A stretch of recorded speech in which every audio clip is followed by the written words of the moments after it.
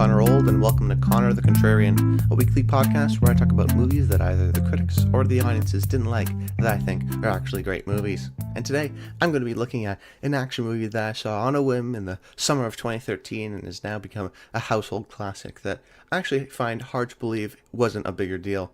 I'm talking about Wahlberg and Denzel buddy action film, Two Guns. Now, before we jump into the movie, I always like to talk about the cultural landscape of the film at the time of release. This helps us understand the mind frame of society, which greatly influences those initial reviews. And I came to Two Guns knowing nothing about it. I wasn't really into film and was just sort of the average moviegoer, and for some reason, I went and saw this movie. I think it was the first R-rated movie I actually saw in theaters, but really what I remember is about the film is the movie star qualities that both Denzel Washington and Mark Wahlberg had.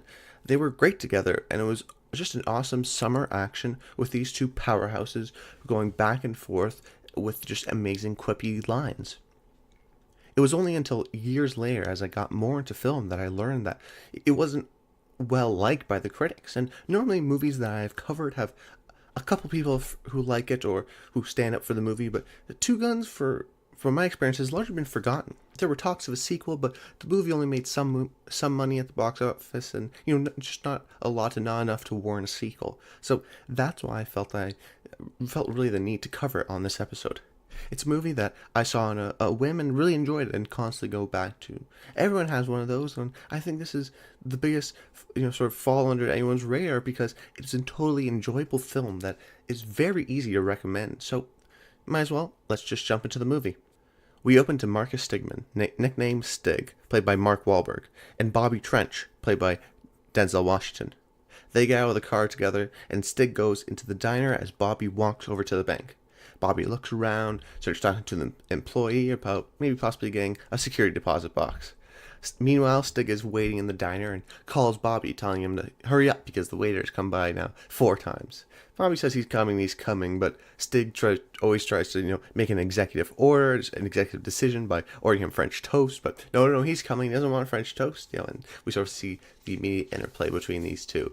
They have a great working relationship and are both so witty and charming. It's classic buddy cop conversation. And when you have two of the biggest stars in the world, they're both trying to out-charm each other. And it works expertly and plays well to these characters when they do complement each other, because Stig is more of a hotshot and Bobby's a little more calm, but still they have their own egos because they're confident in their skills. But they're both extremely confident and are always trying to have the last word. Denzel and Wahlberg have very different approaches to acting, but in this movie they work both really well. I think the director, Balthasar Kormákur, understands their strengths. Wahlberg plays well when he's kind of in over his head, and he can make those boss and ball-busting, sort of wise-cracking, quick-on-your-feet humor. And Denzel has a stronger presence, so he works well as the older, more restrained, but still dominant when he needs to be sort of that older veteran. But at this time in the movie, we don't know what relationship they're in. And it's not until some back and forth with each other at the diner does Wahlberg get up, go to the bathroom, sets off the fire alarm, getting everyone to evacuate the place, and then blows the entire place up by throwing his lighter into the grill. And the scene really propels you into the movie as the title card appears, Two Guns.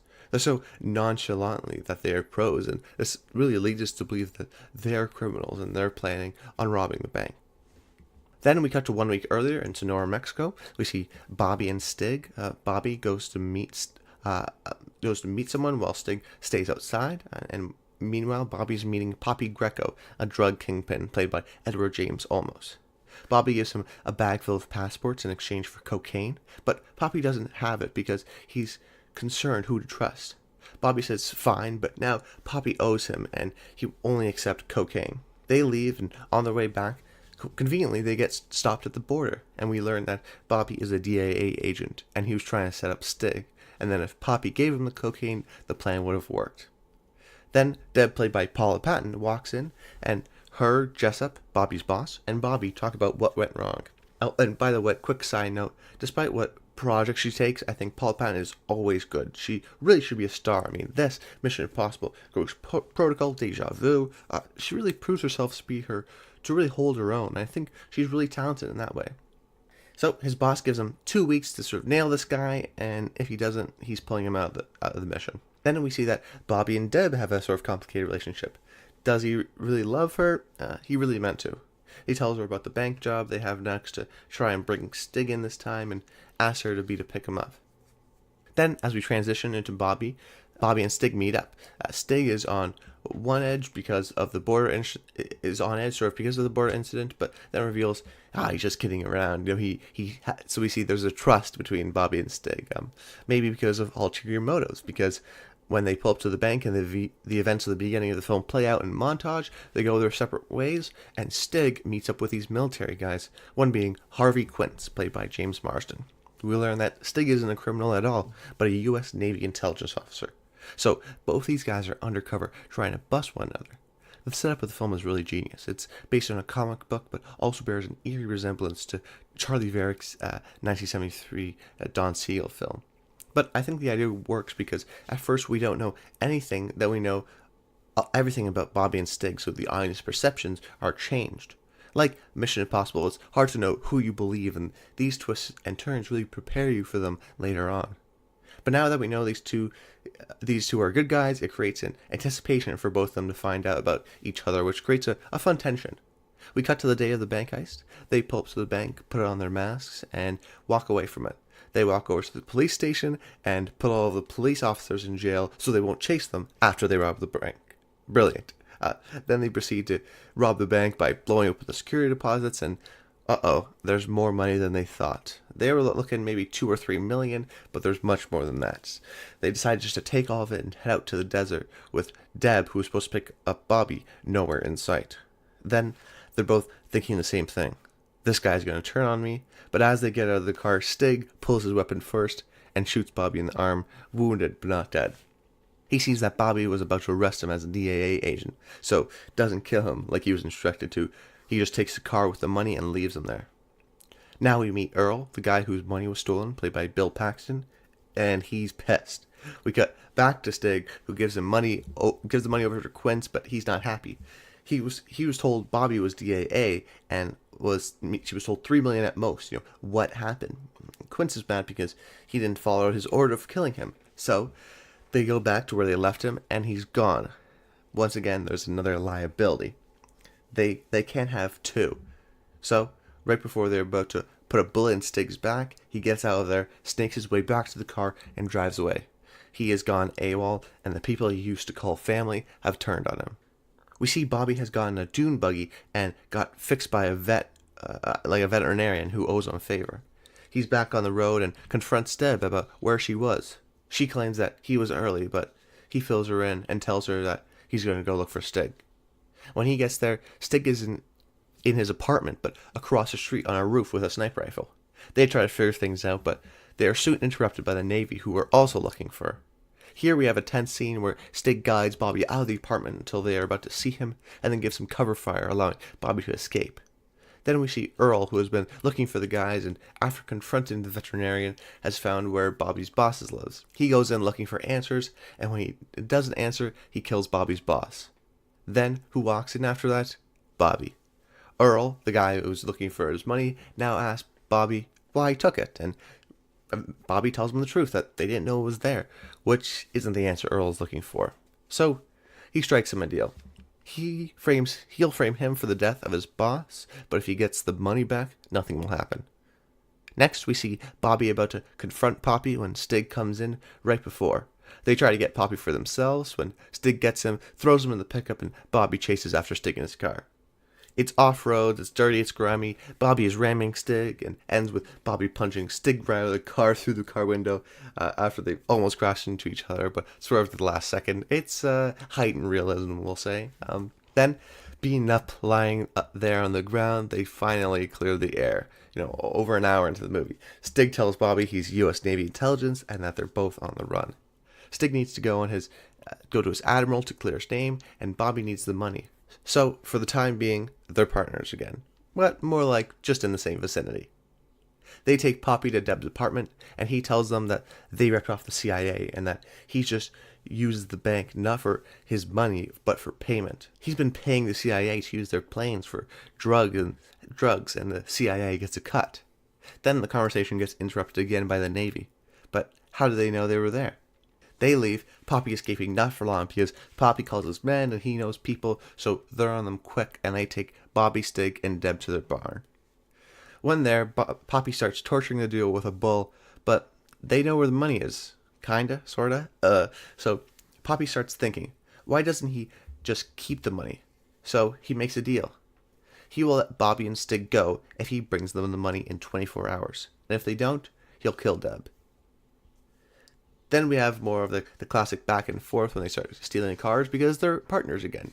Audi, no, too many alarms. Suburban, you know how much gas that needs? The interplay is the heart of the movie. They call it an action comedy, but it only has the comedy aspect because of their back and forth.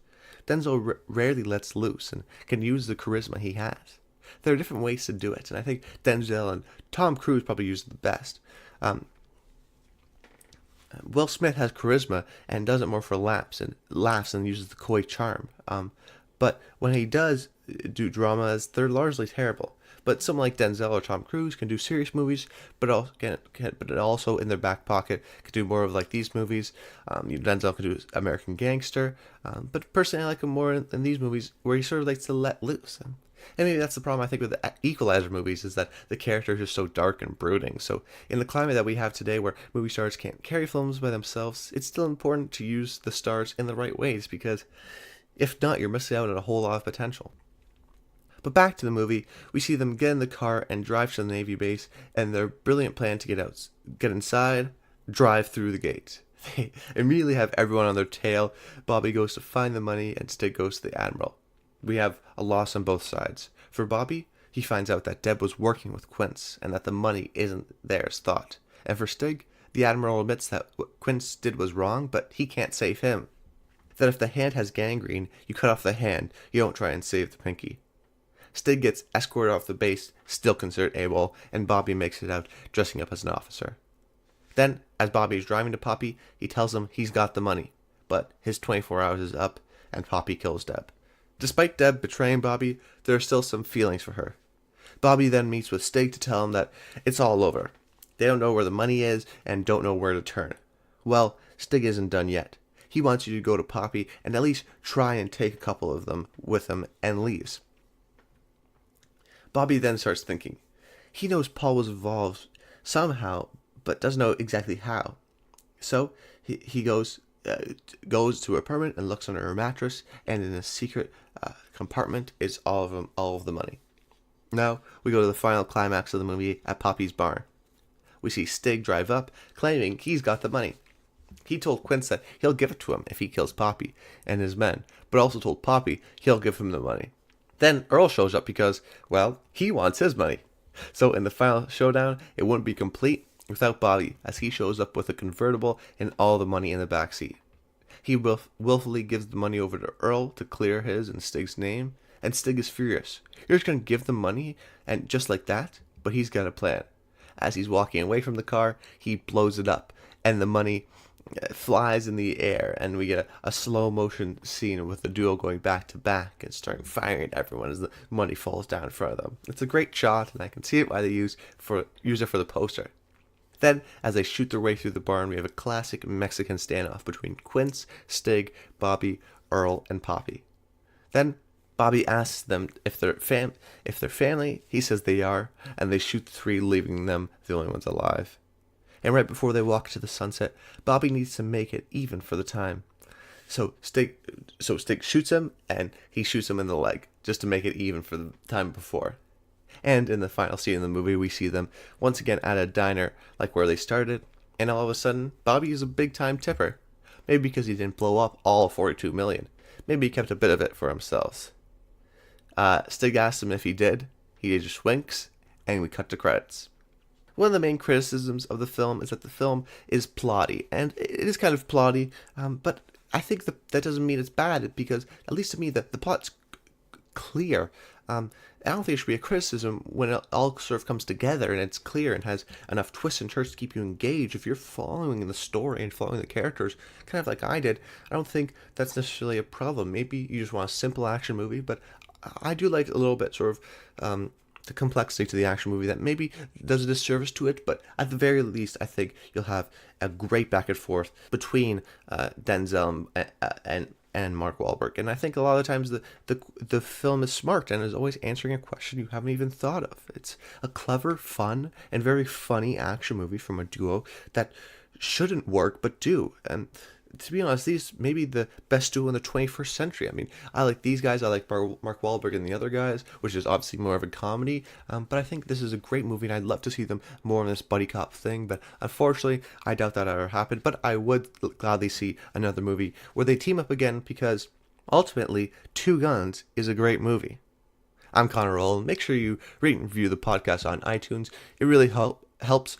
Also, comment on my YouTube videos. I post this episode just on YouTube for audio only, and I also have a series going on right now called Old on Old, where I look at a classic movie I've never seen before and talk about why I think it's a classic.